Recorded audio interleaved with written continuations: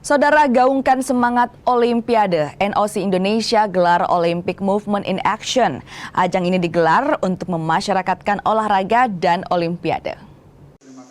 Olympic Movement in Action merupakan program rujukan dari IOC guna memasyarakatkan olahraga dan Olimpiade.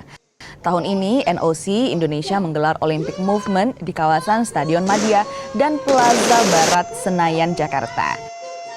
Ada 5 cabang olahraga yang bisa dimainkan masyarakat umum, yakni basket 3x3, panahan, atletik, skateboard, dan pedal. Komite Eksekutif NOC Indonesia, Heri Warganegara bilang, masyarakat tidak hanya bisa ikut bermain, tapi juga berkesempatan mengikuti coaching klinik dan bertemu para atlet nasional. Tujuannya agar olahraga jadi bagian dari gaya hidup sekaligus mendorong partisipasi aktif masyarakat untuk menghadirkan prestasi. Nanti kita hadirkan atlet-atlet nasional kita, ya.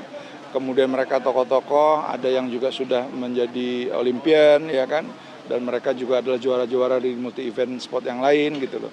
Dan ini juga kita harapkan bisa menjadi ajang untuk bisa mengencourage ya generasi muda kita untuk berprestasi, ya, berlatih dan kemudian punya prestasi tidak hanya di nasional tapi juga di internasional.